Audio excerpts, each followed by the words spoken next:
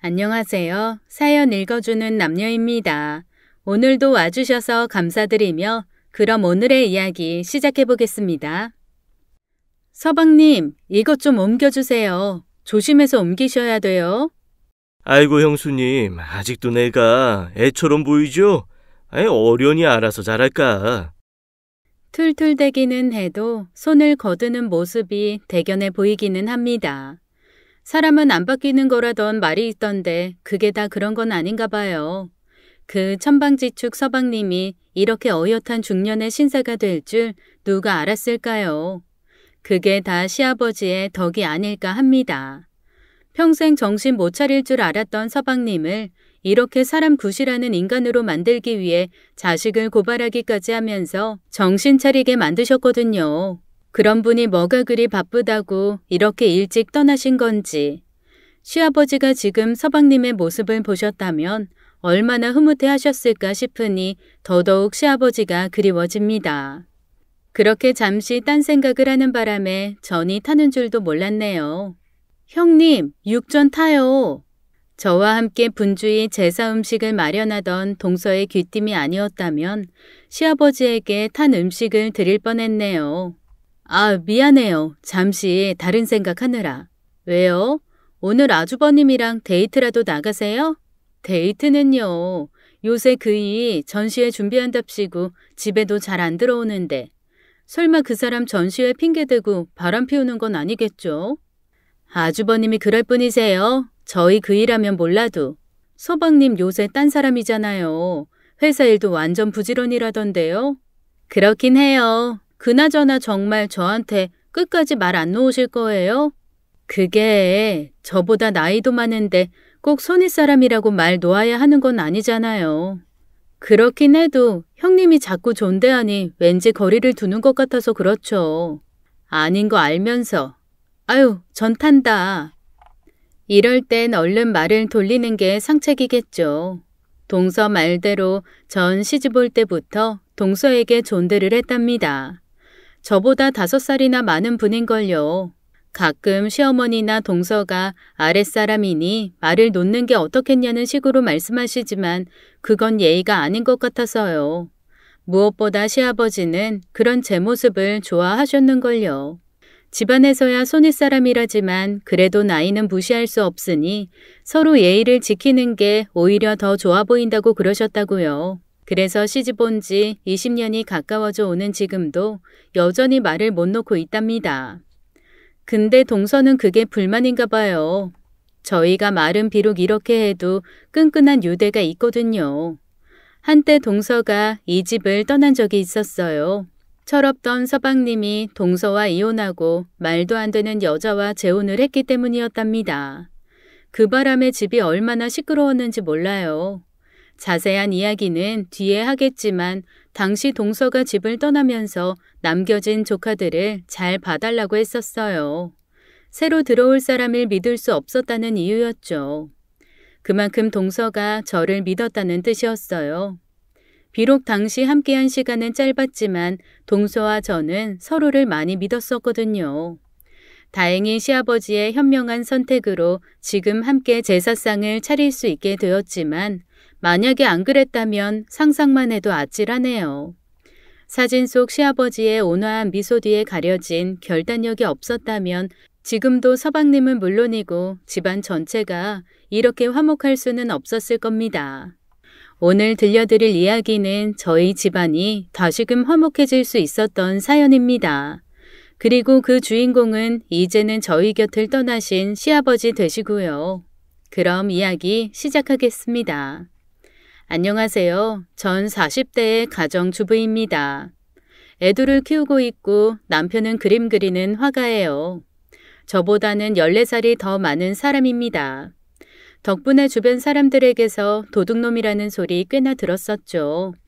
뭐 생긴 것도 적당히 험상궂게 생겨서 그런 소리 들어도 싼 인상이긴 합니다. 그 인상과 많은 나이 덕분에 저희 집에 처음 인사 왔을 때에도 좋은 점수를 못 얻었습니다만 몇 번 신랑을 겪어보고 나서는 부모님들도 더 이상 반대는 안 하셨어요. 신랑 칭찬하는 여자는 팔불출이라는데 정말 저희 신랑 좋은 사람이에요. 가정적이고 애들과 사이좋게 지내는 아빠면서 제게는 항상 넘치는 사랑을 주는 그런 사람이거든요. 그래서 전 제 결혼을 단 한 번도 후회한 적이 없어요. 아마 다시 옛날로 돌아가서 선택하라 해도 전 결혼을 망설이지 않을 거고요. 신랑의 그런 성품은 역시 시부모님에게서 물려받은 것이 아닐까 해요. 저희 시부모님 두 분 다 최고시거든요. 덕분에 전 고부 갈등 이런 게 뭔지도 몰라요. 그래도 더 마음이 가는 분은 시아버지셨어요. 시아버지를 아는 분들은 누구나 인정하는 거지만 저희 시아버님 진짜 인간 승리라는 말이 어울리는 분이시거든요. 아버지 없이 어머니와 단둘이서 이북에서 내려와 갖은 고생 끝에 성공을 거두신 분이세요. 그렇다고 재벌 뭐 그런 건 아니지만 그래도 꽤 규모 있는 회사를 만드신 분이에요.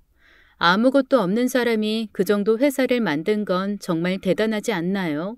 그러면서도 언제나 겸손하고 힘없는 사람들을 챙길 줄 아는 심성까지 갖춘 분이세요. 저희 시아버지 상 치를 때 찾아든 분이 얼마나 많았는지 모릅니다. 그분들이 한결같이 시아버지의 어진 인품에 대해서 말하는 통에 더 많이 슬펐고요. 남편이 시아버지의 그런 인품을 물려받았답니다. 아쉬운 게 있다면 시아버지의 사업 능력은 물려받지 못했다는 거지만요. 그래도 부지런한 사람입니다. 돈 못 버는 화가이긴 하지만 그래도 처자식 굶기지는 않을 만큼 열심히 살아온 것도 맞고요. 이 모두가 시부모님들의 가정교육 탓일 거예요. 그걸 생각하면 정말 이해 안 되는 사람이 바로 제 서방님이시랍니다. 막내라서 그런 걸까요? 저희 신랑과는 형제라는 게 믿기지 않을 정도랍니다. 지금은 달라졌지만 서방님 예전엔 정말 사고뭉치 그 자체였어요. 제가 그걸 직접 봤으니 오히려 지금의 모습이 더 낯설 정도라면 말 다 했죠. 그래도 제가 처음 시집 왔을 땐 그나마 나았어요. 그건 동서의 공일 겁니다. 서방님이 가진 여자 문제에 돈 문제를 일으켰어도 그때마다 동서가 나서서 손이 발이 되게 빌고 그러지 못하게 막으려고 얼마나 노력했는지 모릅니다. 그 모습을 보면서 조금 무섭기까지 했어요. 제가 본 신랑은 그렇지 않았지만 그래도 형제잖아요. 혹시나 신랑도 그러는 건 아닐까 싶어서 은근히 걱정하기도 했거든요. 물론 신랑은 그런 제 걱정을 지금까지 무색하게 만든 사람이긴 하지만 그 정도로 서방님은 문제를 많이 일으켰던 사람입니다. 그 절정이 바로 동서와의 이혼이었습니다. 제가 결혼하고 6년 정도 됐을 때였나 봐요. 그때까지만 해도 여자 문제를 단순한 바람 정도에서 일으키던 서방님이 무슨 바람이 불었는지 당시 사귀던 여자와 결혼을 하고 싶다고 선언한 겁니다. 당연히 집안이 발칵 뒤집어졌죠. 시아버지와 시어머니가 온갖 방법으로 서방님을 만류했지만 사람이 눈에 뭐가 씌이면 그 어떤 방법으로도 막을 수가 없다잖아요. 오죽하면 시아버지가 인연을 끊자고까지 하셨을까요? 동서는 사실 서방님에겐 아까울 정도의 그런 사람이었거든요. 그 사실을 시부모님들이 모를 리가 없죠. 그나마 서방님이 사람처럼 사는 게 다 동서 덕이었는데요. 그런데도 서방님은 요지부동이었어요. 그때 이야기를 다 하자면 한도 끝도 없을 것 같아 그만할게요. 결론은 어쨌든 동서와의 이혼 그리고 그 여자와의 재혼으로 이어졌답니다. 집안에 냉기만 가득했어요. 단 두 사람 서방님과 그 여자만 행복한 시절이었답니다. 잘못은커녕 억울하게 이혼을 당하게 된 동서 심정이 얼마나 참혹했을까요? 가장 상처받은 것은 자신이지만 그 와중에도 동서는 남겨진 아이들 걱정이 먼저였던 그런 사람이었어요. 결국 동서는 이혼을 받아들이기로 했습니다. 단 그 조건으로 든 게 두 아이의 양육을 자신이 한다는 거였어요. 누군지도 모를 여자에게 자신의 아이들을 맡길 수 없다는 이유였죠. 서방님이야 당연히 쌍수를 들어 환영했고요. 그때 서방님만큼 한심한 경우는 없었답니다. 서방님이 말썽을 부리긴 했어도 그래도 자식들은 곧잘 챙겼거든요. 그런데 여자의 눈이 멀어 그 자식들까지도 나 몰라라 했던 거죠. 말은 안 했지만 저 사실 엄청 실망했어요. 그래도 다행인 거죠. 동서가 아이들을 키울 수 있게 된 게 불행 중 다행이랄 일이었으니까요. 이혼 과정에서 동서에게 그지없는 미안함을 느낀 시부모님들이 충분한 경제적 지원을 약속하신 걸로 알고 있어요. 당연히 그러실 분들이었어요. 그렇게 한 3년 동서가 애들을 양육할 때까지만 해도 그나마 괜찮았어요. 서방님과 그 여자가 어떻게 살았는지는 솔직히 몰라요. 동서가 있을 때만 해도 서방님과 시댁의 교류가 있었지만 동서가 사라지고 그 여자가 등장하면서부터는 거의 인연을 끊다시피 했거든요. 안타깝긴 했지만 제 입장에서는 그런 서방님을 안 보고 사는 게 더 좋았죠. 그러나 시부모님, 특히 시아버지는 그럴 수 없는 형편이었으니 소가리를 많이 하셨을 거예요. 처음부터 시아버지의 회사에는 관심이 없었던 저희 신랑 덕에 서방님이 시아버지의 회사에서 일종의 경영 수업을 받고 있었던 탓입니다. 제 아무리 공과사에 철저한 시아버지시라 해도 자신의 인생을 바쳐 마련한 회사를 자식들에게 물려주고 싶다는 바람까지는 포기하시지 못했거든요. 인품이나 능력만 놓고 보면 그 대상은 당연히 저희 신랑이어야 했지만 신랑은 그런 것엔 아예 관심이 없었어요.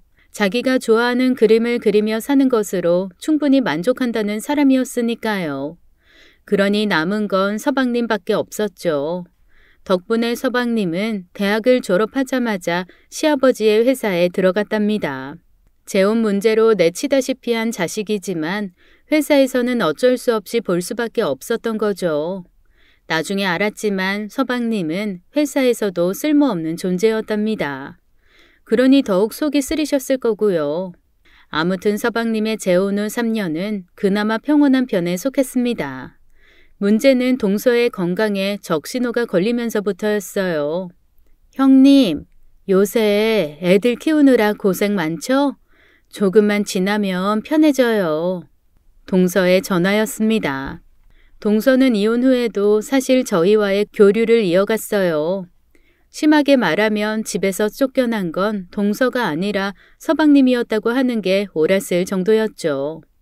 시부모님들이 손주들을 예뻐하고 그만큼 동서도 예뻐하셔서 경제적 지원은 물론이고 그 밖에 여러 편의들을 봐주시면서 동서는 꾸준히 저희 집을 찾고 있었거든요. 당연히 저와도 수시로 연락을 취하고 있었습니다. 그날의 전화도 일상적인 거라 생각했던 이유였어요. 제가 어린애들 2명을 키우느라 정신없던 그 시절 동서는 2아이를 키우면서 나름의 평온을 찾고 있다고 생각했는데 그게 산산조각이 난 거였습니다. 정말이죠? 진짜 잠시도 눈을 뗄 수가 없어요. 요샌 밥을 입으로 먹는 건지 코로 먹는 건지 모르겠다니까요. 그래도 시간 지나면 그때가 좋았다 하실걸요. 애들 쑥쑥 크는 게 얼마나 서운한데요. 에이, 그럴 것 같지 않은데. 그건 그렇고 형님, 저 몸이 좀 안 좋아요. 몸이 안 좋다뇨? 몸살이에요? 병원은요? 정말 흔한 몸살이나 감기 정도로만 생각했답니다. 살아온 세월이 짧아서인지는 몰라도 제 주변 그 누구도 심각한 병에 걸린 걸 본 적이 없어서였을 거예요. 설마 그런 병에 걸린 사람을 보게 될 줄은 몰랐거든요. 시댁에는 말씀드렸는데 형님도 아셔야 할 것 같아서요. 저 암이래요. 제 귀를 의심했습니다. 동서가 그때 39인가 40인가 그럴 때였거든요. 암이 드문 병은 아니지만 그래도 젊은 사람들에게서 발견하기는 쉽지 않은 병이었으니까요. 암이요? 무슨 소리예요? 너무 놀라지 않아도 돼요. 갑상선 암이래요. 그때나 지금이나 갑상선 암은 착한 암이라는 인식이 강하잖아요. 그 말을 듣는 순간 저도 모르게 한숨이 나오대요. 안도의 한숨이었죠. 아, 미안해요. 순간 마음이 놓여서. 갑상선암은 수술 안 해도 괜찮다잖아요. 죽는 병도 아니고. 제 말 맞죠? 네, 맞아요. 근데 제가 조금 안 좋은 위치에 있대요. 그래도 걱정 안 해도 돼요. 형님 말대로 죽는 건 아니라니까. 다만 뭐요? 병원에서는 잘 쉬고 잘 먹고 지내야 한다고 그러네요. 그럼 그래야죠. 병원에서 시키는 대로 하는 게 환자의 의무니까요. 아무래도 걱정이 된 모양이더라고요. 당연하죠. 아무리 갑상선암이 보잘것없다 해도 암인데요. 자기 몸에 그런 게 생겼다면 겁이 나는 게 당연한 겁니다. 근데 동서의 걱정은 그런 종류가 아니었어요. 동서가 자신의 발병 사실을 누구보다 먼저 시부모님들에게 알렸다더라고요. 시부모님들이 걱정하신 것도 당연하고요. 문제는 동서가 최대한의 안정을 취해야 한다는 사실이었어요. 그 과정에서 문제가 되는 게 바로 두 아이의 양육이었고요. 당시 두 조카가 중학생, 초등학생이었거든요. 이래저래 손이 많이 가는 나이잖아요. 근데 그러자면 동서가 쉬면서 몸을 돌보기가 힘들어진다는 점이었어요. 친정의 도움을 받을 수도 있지만 동서는 그럴 수도 없었어요. 동서의 부모님이 미국에 거주하셨거든요. 결국 방법은 하나, 동서가 아이들을 양육하는 수밖에 없었는데 그러자니 건강에 대한 걱정이 안 될 수가 없었죠. 시부모님들은 당신들이 아이를 당분간 맡아주마 하셨대요. 동서를 딸처럼 아끼셨으니 당연히 그런 제안을 하셨을 거고요. 근데 나이 많은 시부모님들에게 아이를 부탁하는 것이 동서의 성정상 편하지는 않았을 거란 것도 이해가 됐어요. 이 와중에 서방님이 그 사실을 알게 되었답니다.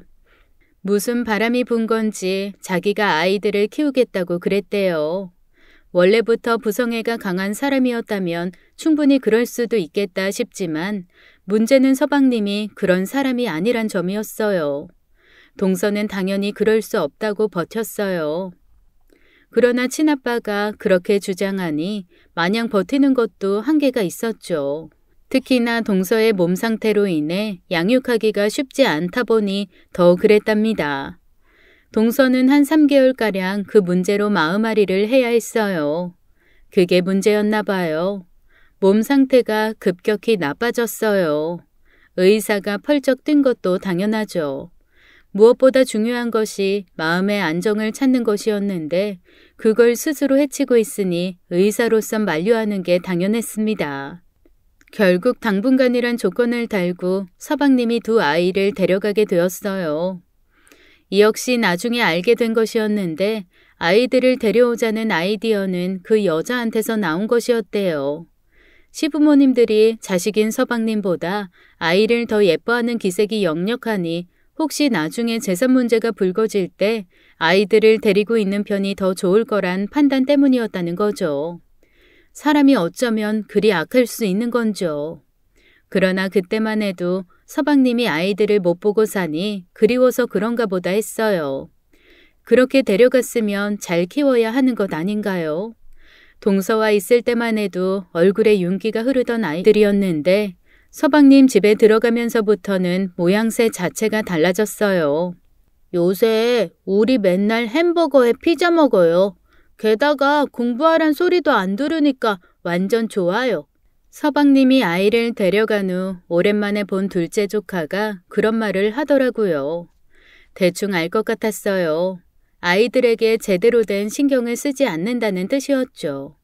동서는 안 그랬거든요.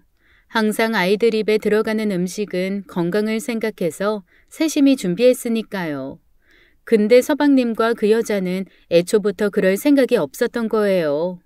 한 푼이라도 더 많은 재산을 확보할 욕심에 볼모처럼 데리고 온 아이들이었으니 아이들 케어 따위는 안중에도 없었던 거죠.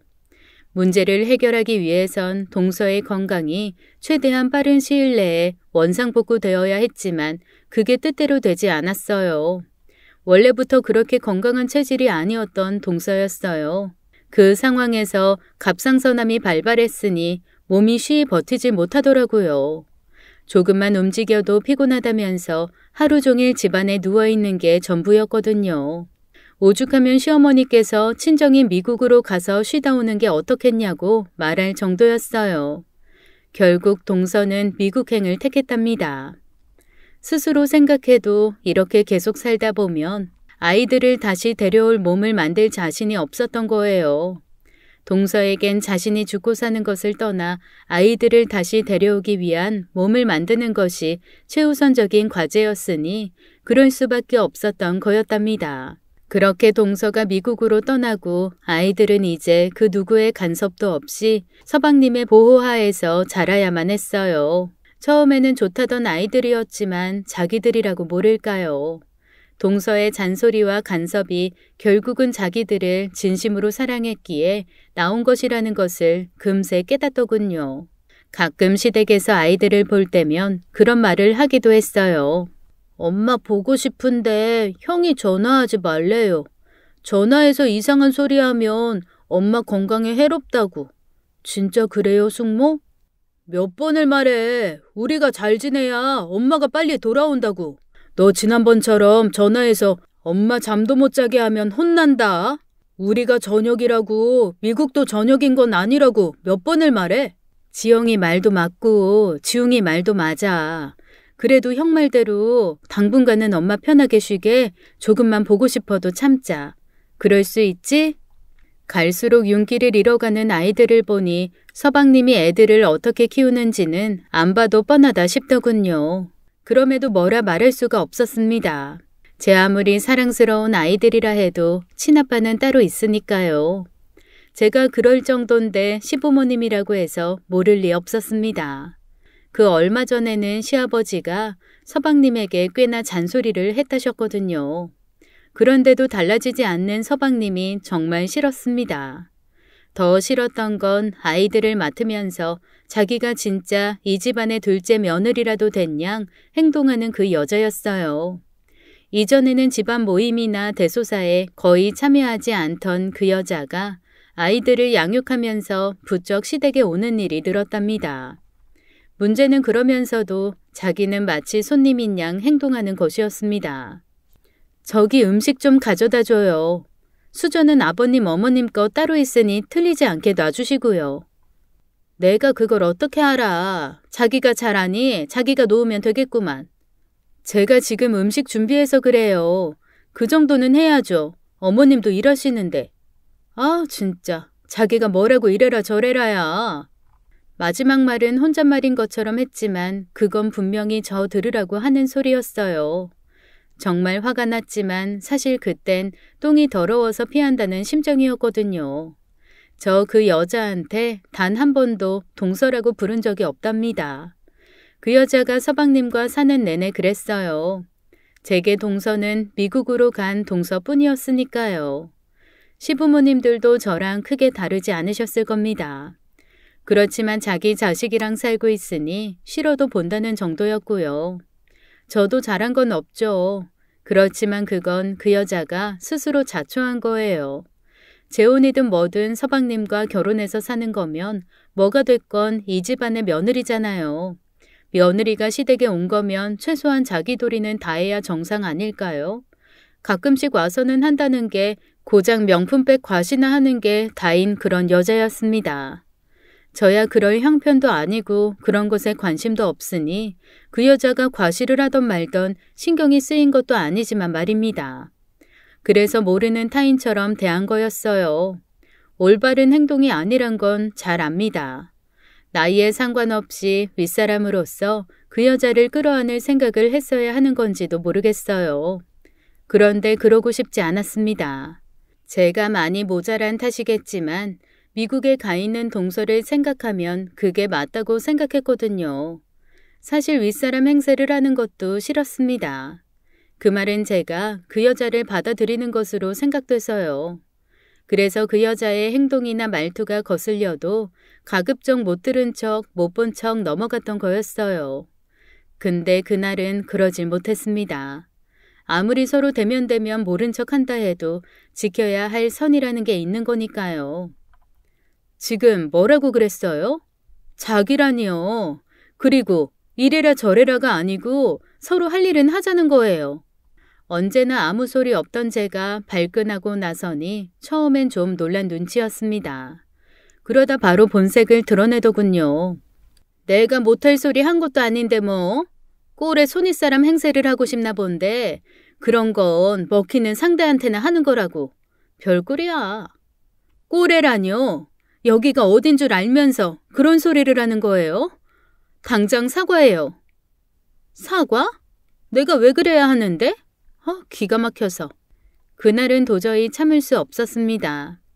그 여자 언제나 제게 반말 비슷하게 말꼬리를 흐렸거든요. 자기가 이 집안의 둘째 며느리라는 자각을 안 하는 게 오히려 고마웠지만 설령 그게 아니더라도 서로 지켜야 할 예의라는 게 있는 거잖아요. 제대로 한바탕 붙어볼 심산이었습니다. 그 즈음엔 저도 결혼한 지 좀 흘러 마냥 예전의 제가 아니었으니까요. 근데 그걸 시부모님들이 보셨더라고요. 제가 씩씩거리며 입을 열려던 그 순간 두 분이 안방에서 나오다 그걸 보셨나 봐요. 니들 지금 뭐 하는 짓이야? 아버지 앞에서 잘들 한다. 생전 큰 소리라고는 내지 않으시던 시어머니가 그러시니 한껏 끓어오르던 분노가 쏙 들어가지 뭡니까? 그러나 그 여자는 그렇지 않더군요. 오히려 그 와중에 저를 더 몰아붙였으니 말입니다. 이것 보세요. 어머님은 항상 형님이 얌전하기만 하다고 말씀하시는데요. 이게 얌전한 사람이 할 행동이에요? 진짜 제가 억울해서. 와, 생활 연기라는 게 이런 거였군요. 단 한 번도 제게 형님이라고 한 적 없던 그 여자가 시어머니에게 고해 바칠 때는 잘도 형님이라고 그러더라고요.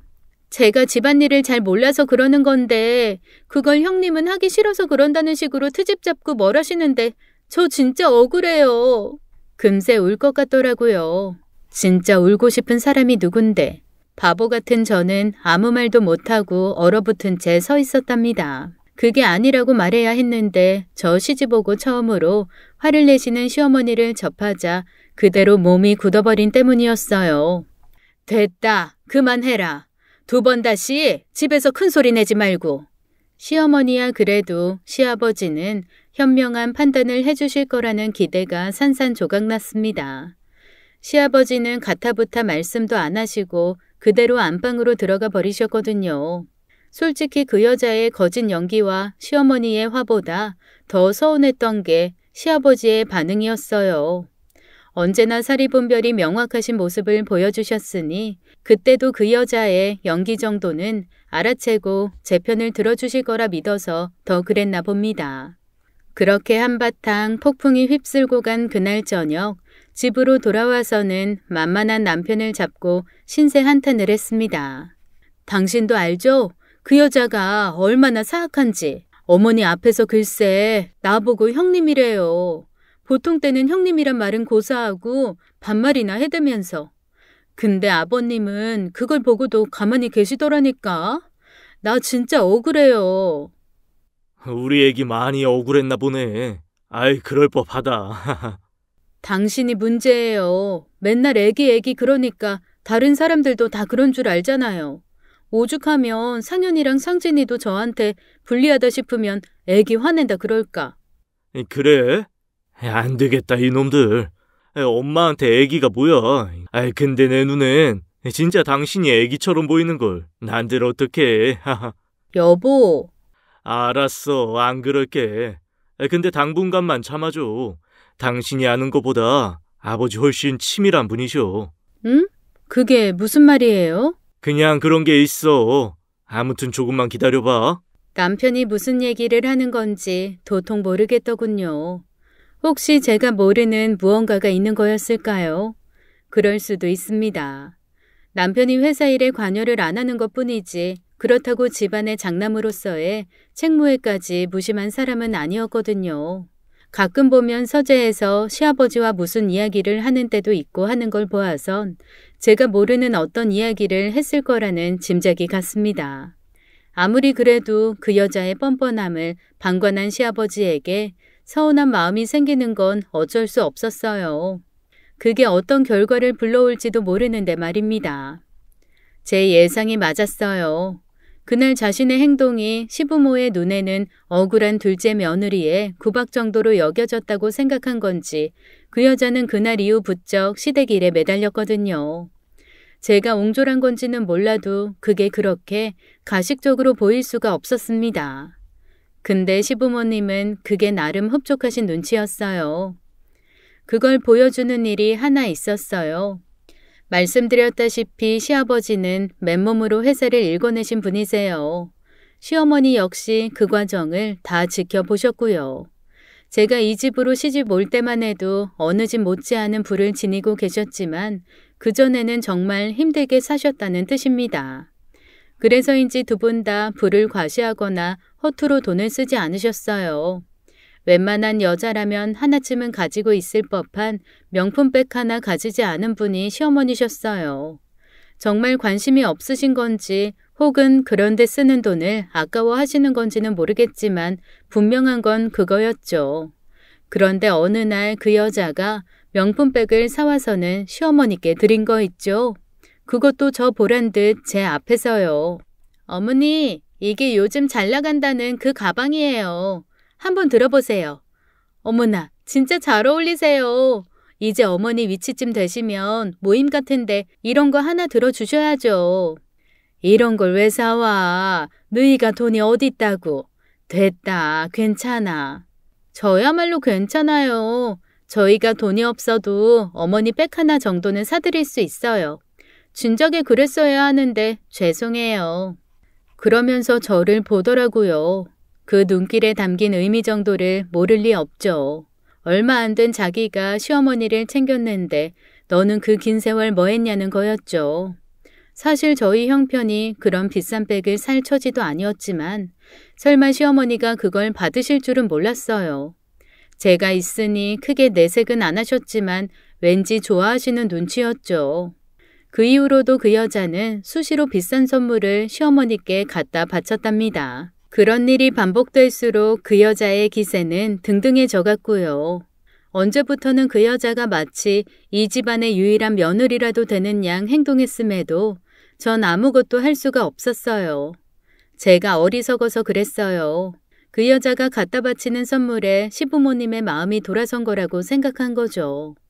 진짜 바보 같은 생각이었죠. 객관적으로 생각해보면 시부모님이 그런 거 못 살 형편이어서 안 사는 것도 아니었는데 말이죠. 그만큼 그때의 저는 어리고 미숙한 존재였어요. 그럴 때면 생각나는 사람이 동서였어요. 동서도 저처럼 부모님을 섬기는데 필요한 건 돈이 아니라 정성이라고 생각하는 이였거든요. 그래서 더욱 그런 걸 생각하지 못한 거였어요. 근데 그 여자가 선물 공세를 통해 시부모님을 사로잡는 것처럼 보이니 답답해 미치겠더라고요. 나도 저래야 하는 걸까 싶어질 정도였어요. 자연히 남편을 구박하게 되대요. 당신이 돈 잘 벌었으면 나도 그랬을 텐데. 에이, 무능력한 남편 가슴에 비수를 꼽는구나. 왜? 무슨 일인데? 무슨 일은요. 그 여자 요새 툭하면 어머니한테 선물이다 뭐다 하면서 얼마나 기세 등등한 줄 알아요? 덕분에 난 꺼다 놓은 보리자루 신세인데 당신이 돈 잘 벌었으면 나도 그런 선물 해드릴 수 있는데. 하하, 그거 말이구나. 궁금하네. 엄마가 정말 좋아하셔? 당연하죠. 세상 어떤 여자가 명품백에 명품 옷을 싫어할까요? 당신도 그래? 당신도 그런 게 갖고 싶어? 꼭 갖고 싶은 건 아니지만 그래도 있으면 좋죠. 어머니도 그러실 거고. 아이고 이 바보야. 그럼 말이지. 엄마가 그 받았다는 선물 가지고 다니시는 거 봤어? 아니요? 그러니까 이상하네. 설마 아까워서 못 쓰시는 건가? 아까워서가 아닐걸. 상식적으로 생각해봐. 명진이가 회사에서 월급을 얼마나 받을 것 같아. 정확히는 모르지만 명품백 살 정도는 아닐걸? 그렇겠죠. 요새 명품백 거의 1,000만 원 가까이 하는 것도 흔하니까. 근데 그 소리는 왜 해요? 사람이 자기 분수를 망각하면 반드시 후유증이 생기는 법이야. 명진이도 재수씨도. 재수씨는 누가 재수씨예요? 미안. 암튼 그 사람도 자기 분수에 넘치게 살려고 하면 탈이 나는 법이란 뜻이야. 도대체 무슨 말을 하는 건지 모르겠어요. 알아듣기 쉽게 말해주면 어디가 덧나요? 손오공이 아무리 날뛰어봤자 부처님 손바닥 아니란 얘기지. 진짜 몰라요. 진짜 내가 무슨 앤 줄 아나. 얼른 씻고 밥이나 먹어요. 항상 느끼는 거였지만 남편은 제가 뭘 물을 때마다 이상한 선문답처럼 대답해 주었어요. 나중에 다 알게 됐지만 그때는 그게 너무 답답했답니다. 어느덧 동서가 미국으로 떠난 지 1년이 훌쩍 넘었어요. 그 사이 동서는 많이 좋아졌다는 소식을 전해주었죠. 동서 부모님이 사시는 곳이 플로리다였는데 그곳이 우리로 치면 제주도쯤 되는 동네라더라고요. 공기 좋고 물 맑은 휴양지에서 부모님 케어를 받으며 사니 당연히 그랬겠죠.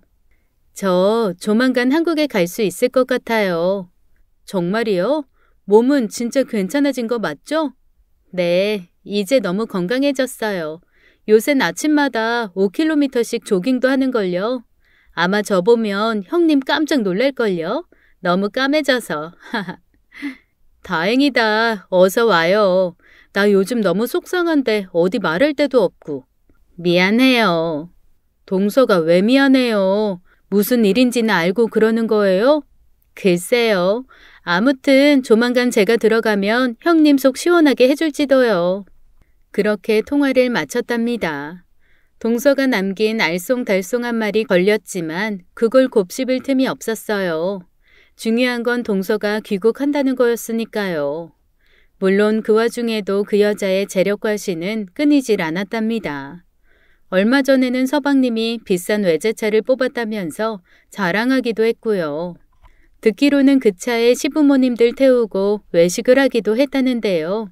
그럴수록 제가 더 한심하게 생각되더라고요. 이젠 시부모님들이 그 여자에게 완전히 넘어간 것처럼 생각됐기 때문일 거예요. 근데 그게 아니었어요. 반전의 출발은 동서를 태운 비행기가 한국에 도착하면서부터였답니다. 아버님, 어머님, 그간 평안하셨죠? 걱정 끼쳐드려서 죄송합니다. 그래. 아니 너는 몸 이제 괜찮아졌다지? 네, 병원에서도 이제 크게 걱정하지 않아도 된대요. 다 두 분께서 신경 써주신 덕분이에요. 정말 감사합니다. 우리가 신경은 무슨. 다행이다, 다행이야. 살핀 눈물을 내비치는 시어머니를 보니 진짜 동서가 돌아왔음을 느끼겠더군요. 아버님, 이제 지영이랑 지웅이 다시 제가 데려오겠습니다. 아니 괜찮겠냐? 아니 그래도 아직은 조심해야 할 텐데. 그래서 더 아이들이 필요해요. 아이들 못 보니 더 힘들어서요. 그래. 의사도 괜찮다니 이제 그래야지. 지난번에 내가 한 말은 잘 생각해봤냐? 너한테는 진짜 미안한 말인 걸 알지만 못난 부모도 부모랍시고 자식 생각부터 하게 되더구나. 네, 저한테 두 분은 부모님이세요. 저도 두 분 자식이고요. 맞죠? 그야 당연하지. 그 사람은 저희 아이들 아빠이기도 하고요. 그러니 언제까지 저렇게 내둘 순 없죠. 제가 아무리 잘해도 아빠가 있는 것보다는 못할 테니까. 저는 그러려고요. 근데 두 분은 괜찮으시겠어요? 그 일로 그 사람이 겪어야 할 고초가 만만치 않을 거란 거 아시잖아요. 그보다 더한 것이라고 해도 받아들여야지. 세상을 살려면 제대로 된 길을 걸어야 한다는 걸 제대로 못 가르쳐준 나도 벌을 받아야 하는데 그럴 수는 없고. 아무튼 준비는 다 끝났다. 이번 기회가 마지막이라고 생각한단다. 이번에도 저놈 바로 잡지 못하면 이젠 기회가 없을 것 같구나. 나랑 이 사람 나이도 적지 않으니 언제 갈지도 모르고. 무슨 말씀이세요? 두 분 아직 건강하시니 더 오래 계셔야죠. 그동안 큰애가 많이 속상했을 거다. 미안하다. 네? 그게 무슨... 그래 미안하다. 큰 놈이랑 얘기는 했는데 너한테까지는 말하기 그래서. 너도 우리 자식이지만 그래도 모르고 있는 게 좋을 것 같아서 다시 한번 애비가 사과하마. 도통 영문을 알 수가 없더군요. 세 사람이 나누는 얘기가 뭔지 전혀 감이 안 잡히더군요. 그때 시아버지가 동서에게 눈짓을 보내셨어요. 형님, 나가요. 오랜만에 한국 왔더니 먹고 싶은 게 너무 많아요. 어서요. 그렇게 동서에게 끌려 나왔습니다. 자기 말대로 그간 운동을 많이 한 때문인지 까무잡잡해진 동서는 힘도 좋아졌더라고요. 동서와 함께 떡볶이니 순대니 한껏 먹은 후 커피를 마시러 간 자리에서 들은 이야기는 정말 충격이었습니다.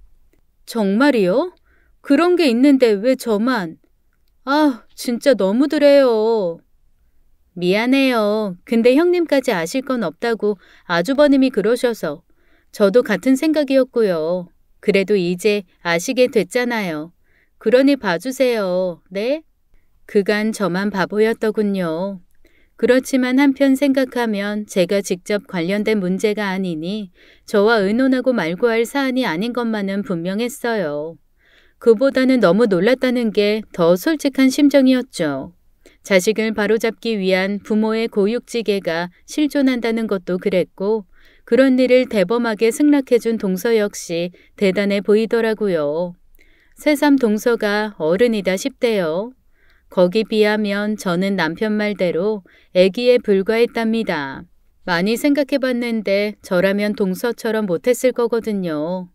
바람을 피워 자신을 내버린 사람을 감싸 안겠다는 그 마음이 머리로는 이해가 갔지만 마음으로는 절대 받아들일 수 없다고 생각했습니다. 제가 모르고 있던 그 엄청난 계획은 시아버지의 생신날 그 정체를 드러냈어요.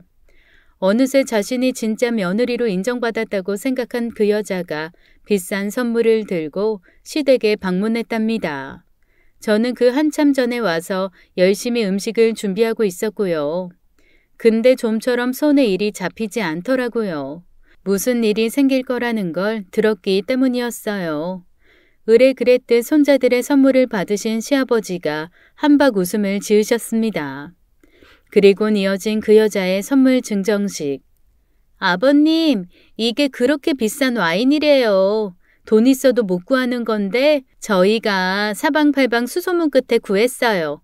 아버님 와인 좋아하시니 받아주세요. 그래, 고맙다. 그렇게 구하기 힘들다는 걸 보니 꽤 비싸겠구나. 네, 저도 처음에 가격 듣고 놀라 자빠지는 줄 알았어요. 그죠? 아버지 가격 들으시면 뒤로 나자빠지실걸요. 그렇구나. 근데 궁금한 게 있다. 네, 말씀하세요. 네 월급이라고 해야 뻔한데 이 큰 돈 어디서 났냐? 그게요. 그냥 있는 돈 없는 돈 다 모은 거죠. 아버지 생신인데 이 정도는 해야죠. 그러니까 묻는 거다. 네가 있는 돈 없는 돈 모을 게 없지 않냐? 당장 지난번에 구입한 차만 해도 그렇다. 그 차가 얼만데? 네 형편에 어울리지도 않는 차를 산 거 하며 그간 저 아이가 선물이랍시고 가져온 고가의 선물들까지 말이다. 저도 그간 모았고 저 사람이 많이 보탰어요. 두 분 기뻐하시는 모습 보기 좋다면서요. 그 얘긴 그만하고 저희 이제 밥 먹죠. 아니, 지금 해야 돼. 그래야 네가 대처를 할 수 있으니까. 대처라니요? 무슨 말씀이세요? 이것 좀 봐라. 양 전무가 가지고 온 거다. 시아버지가 서류 봉투를 서방님께 드렸어요. 뭔가 싶어 찬찬히 보던 서방님의 표정이 크게 흔들리더군요. 아버지, 이걸 어떻게... 회사 사람들이 바보처럼 보이더냐? 격리 생활 1년만 해도 알 수 있을 거다. 대충 정리한 것만 해도 7억이 넘어. 무슨 뜻인지 아니? 횡령이라는 거다. 너도 사회생활을 하니 횡령이라는 게 얼마나 큰 죄인지 알지? 아버지, 제 말 좀 들어보세요. 이거 그냥 잠깐 쓴 거예요. 금세 다 막으려고 했어요. 막아? 무슨 재주로? 네가 돈이 어디 있다고? 이 사람이 투자도 하고 사업도 구상 중이에요. 그렇지? 자기 사업 론칭하면 금방 다 돌아오잖아. 그지? 네, 맞아요. 안 그래도 아버님한테 말씀드리고 조언 구하려던 참이었어요. 아무래도 사업은 아버님 전공이니까요. 그랬단 말이지. 그럼 너도 알고 있었구나. 사업 자금이 어디서 나오는 건지. 네, 제가 안 된다고 했는데 성공해서 불려서 말씀드리자고 해서. 아무튼 아버님 너무 걱정 않으셔도 돼요. 지금 제가 하는 거 잘만 되면 7억에 70억 되는 것도 금방이에요. 네가 하는 거? 그러니까 네가 구상하는 그 사업 말이냐? 네, 이것만 잘 되면 금방 부자가 돼요. 그 사업이라는 게 설마 이거냐? 시아버지가 또 다른 서류 봉투를 건네셨어요. 이번에는 여자에게 주시더라고요. 여자가 그걸 보더니 얼굴이 하얘지대요. 이걸 어떻게? 왜? 네가 한다는 사업이 불법 인터넷 도박이라는 걸 어떻게 알았냐고? 당연히 조사했지. 우리 회사 자금을 몰래 빼돌려서 노름하는 데 쓰고 있는데 대표인 내가 그대로 보고 있을 줄만 알았냐? 아버님, 이런 거 조사하시는 거 불법이에요. 이거 제 사생활이잖아요. 불법? 그럴 수도 있지. 그럼 이렇게 하자꾸나. 나는 내가 저지른 불법에 대해 마땅한 처벌을 받으마. 그리고 니들이 저지른 불법에 대해 처벌을 받고 그러면 공평하지 않겠냐? 아버지, 저 그럼 감옥 가요. 아들이 감옥 가는 거 보실 거예요? 어쩌겠니? 내가 아무리 사장이라고 해도 회사 자금 횡령은 내가 어쩔 수 없다. 회사가 괜히 법인이겠냐? 법적인 인격체란 말이다. 그 인격체가 자기 돈을 빼돌린 걸 처벌하겠다는데 내가 무슨 수로 막아? 말이 안 되잖아요. 세상에 어떤 부모가 스스로 자기 자식 죄를 발견한다는 말이에요? 그렇게 따지면 그간 제가 선물한 거 모두 자금 출처가 횡령한 돈에서 나온 거니 두 분도 처벌을 못 피하실 거예요. 이렇게 자금 출처를 알고 계셨잖아요. 오라, 그런 생각까지 할 줄은 몰랐구나. 그래, 네 말도 일리가 있다. 그래서 네가 준 선물은 모두 안방 장롱에 그대로 보관되어 있단다. 네가 선물한 상태에 그대로니 고스란히 반품하면 될 거야. 물론 그것으로도 처벌을 받아야 한다면 당연히 받을 각오고. 물 셀 틈 없는 시아버지의 대처에 두 사람은 기가 질린 모양이더군요. 아버지 잘못했어요. 한 번만 용서해 주세요. 말했잖냐.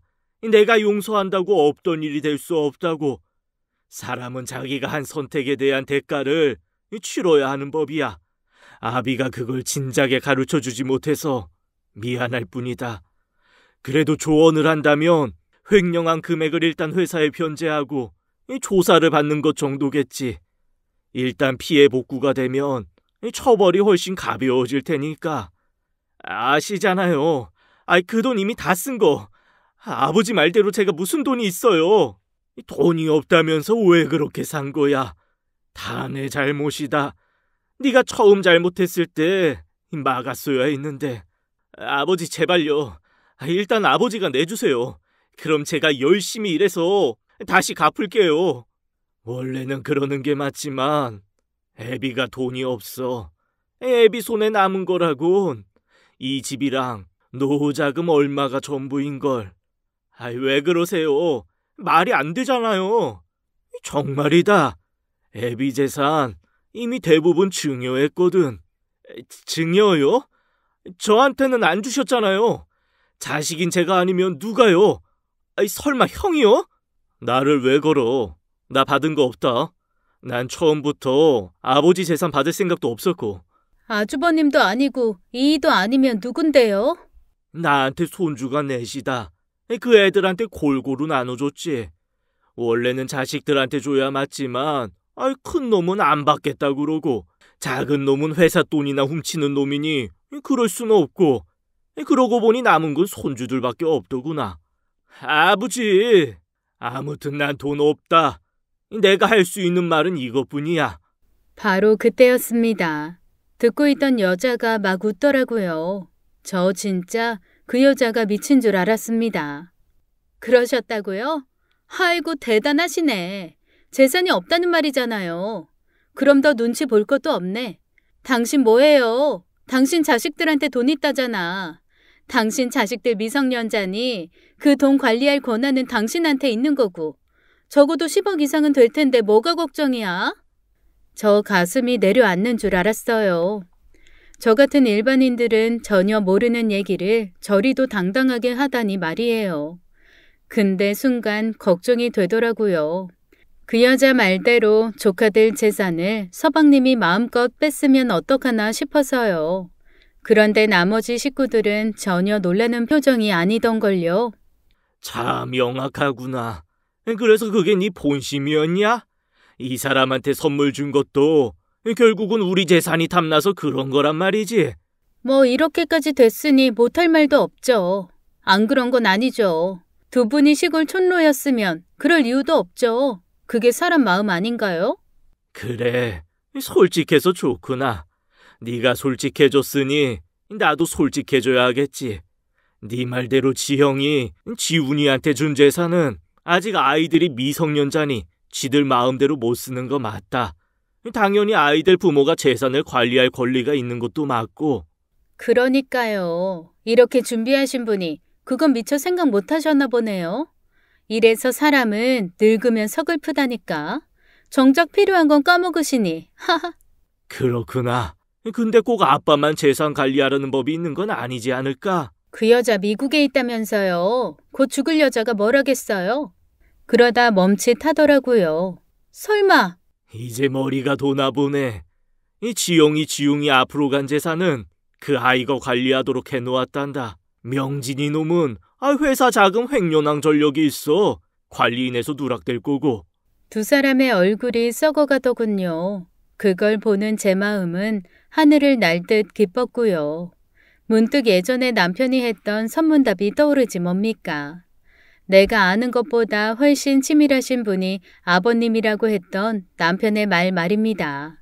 그게 그런 뜻이었어요. 아버님은 진짜 치밀하셨어요. 두 사람이 빠져나갈 길은 하나도 남겨놓지 않으셨더라고요. 사정이 그쯤 되자 전투의 끝이 보이기 시작했습니다. 패자가 구할 것은 오직 승자의 관용뿐이란 사실을 보게 되더라고요. 아버지, 진짜 저희가 잘못했어요. 한 번만 봐주시면 저 진짜 새 사람 되겠습니다. 뭐해 당신도 빌어. 내가 왜? 잘못한 건 당신이잖아. 그간 내가 얼마나 힘들었는데.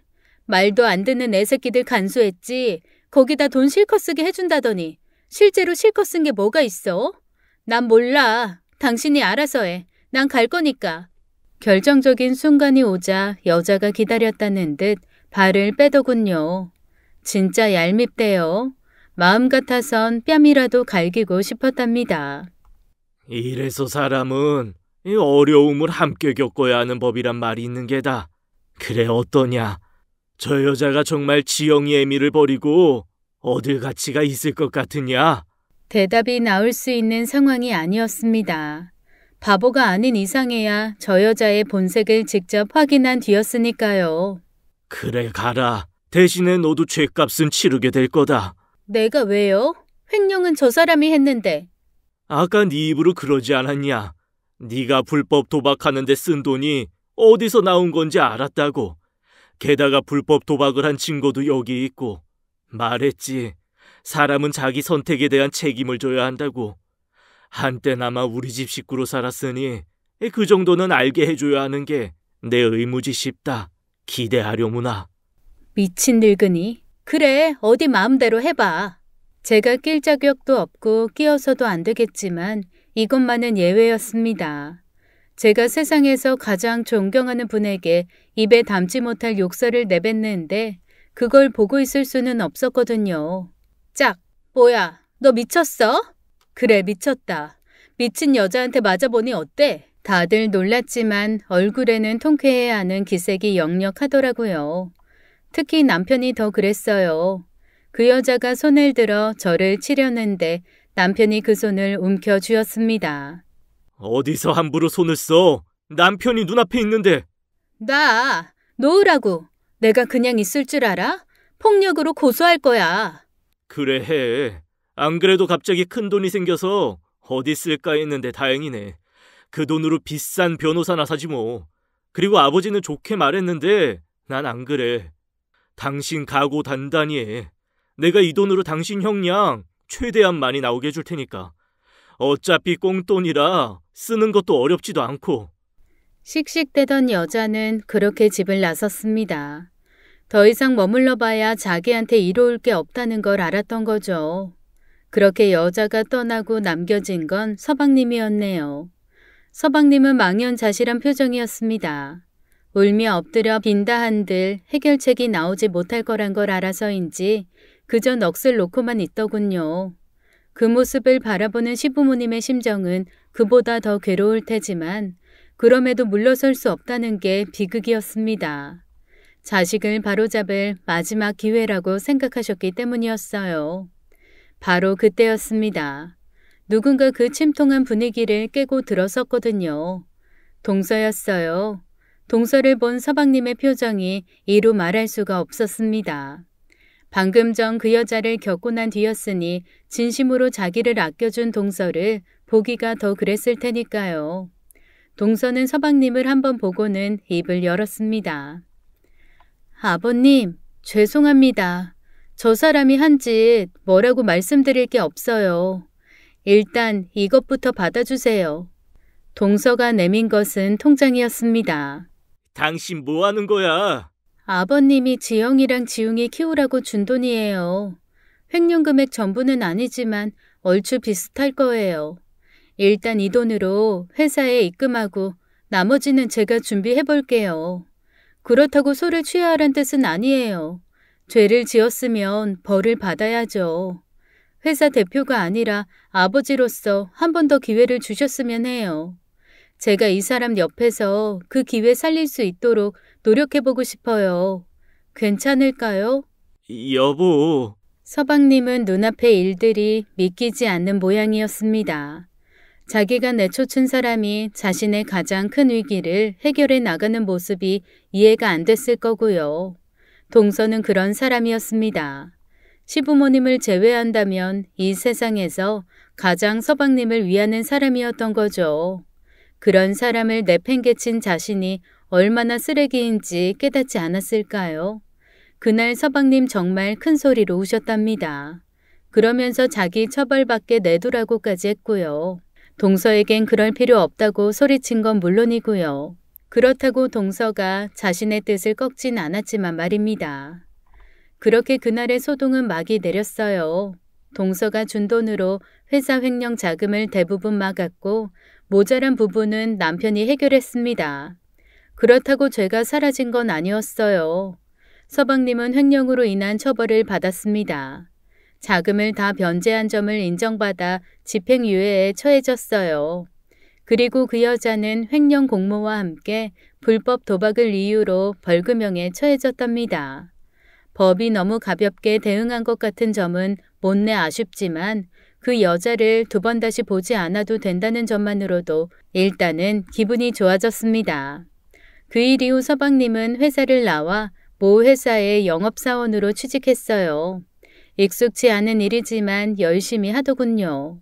그렇게 4년을 일했고 재작년 시아버지가 돌아가시면서 유언으로 회사 복귀를 지시한 탓에 지금은 다시 회사에서 일하고 있습니다. 물론 이젠 횡령 같은 건 꿈도 꾸지 않는 건실한 직원이 되었고요. 저희야 매번 똑같이 살고 있습니다. 아이들과 전쟁을 치르면서 평범한 일상을 그려가고 있죠. 다만 그 일상 속에 시아버지가 더 이상 함께 하실 수 없다는 점이 아쉽지만 어쩌겠습니까? 비록 시아버지는 떠나셨지만 그분의 올바른 생각을 저희 아이들에게 물려줄 수 있다면 그것으로도 충분히 가치 있는 삶이 아닐까 합니다. 감사합니다. 오늘 이야기 어떠셨나요? 그 여자는 자기가 자기 무덤 파고 들어간 꼴이네요. 처음부터 돈을 목적으로 접근한 거였으니 어차피 이렇게 될 운명이었을 것 같습니다. 서방님은 인복을 타고난 사람 같아요. 이 세상에 동서 같은 분 흔치 않습니다. 부디 지금처럼 마음 다잡고 끝까지 행복하게 잘 사시길 바랄게요. 그럼 저희 이야기는 여기까지입니다. 감사합니다.